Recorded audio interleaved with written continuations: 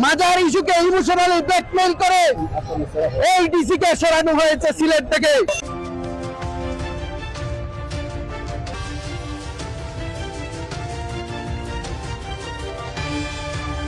সাদা পাথর কাণ্ডে যখন সাদা পাথর লুট হয়ে গেল, তখন কিছু কুচক্রী মহল যখন সাদা পাথর লুট করে নিয়ে বাড়ি বাড়িয়ে পাথর রেখে দিয়েছিল, অর্থাৎ পাথর লুট করা শেষ হয়ে গেছিল, পুরো সাদা পাথর ধ্বংসের মুখে ছিল, তখন ডিসি সারোয়ার আলমকে সিলেটে পাঠানো হলো এই সিলেটকে রক্ষা করার জন্য, সিলেটের পর্যটন খাতকে রক্ষা করার জন্য।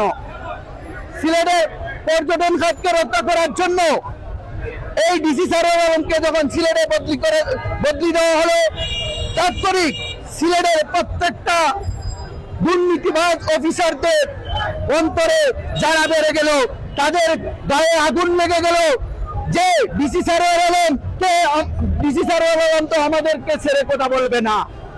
আপনারা জানেন টিকেটের কালো সিন্ডিকেট, আপনারা জানেন যারা ফুটপাথকে দখল করেছিল, তাদের ফুটপাথ দখল মুক্ত করেছিল এই ডিসি সারোয়ার আলম।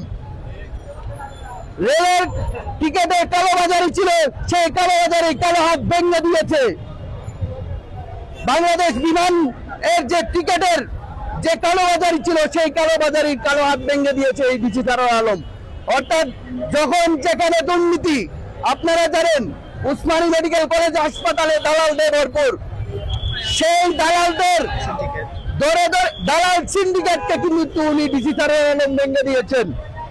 ডিসি সারোয়ার আলম সিলেটে যে অভিভাবক হয়ে এসেছিলেন এবং ডিসির উন্নয়নে আমাদের এই যে মানুষগুলো কোথা থেকে ভালোবাসা তৈরি হয়েছে, ডিসি সারোয়ার আলম যখন সিলেট নিয়ে কথা বলছেন, সিলেটের উন্নয়ন নিয়ে কথা বলছেন, তখনই কিছু মানুষ ওনার পিছনে লেগে গেল।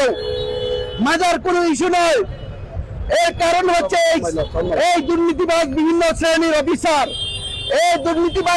শ্রেণীর অফিসাররা যখন তাদের গায়ে আগুন লেগে গেছিল ডিসির ফুয়ে, তখন এই কলকাতা নাড়া শুরু করলো, মন্ত্রণালয়ে দৌড়ানো শুরু হলো ডিসিকে যাতে সিলেট থেকে প্রত্যাহার করা হয়, অর্থাৎ সিলেট থেকে বদলি যাতে করা হয়।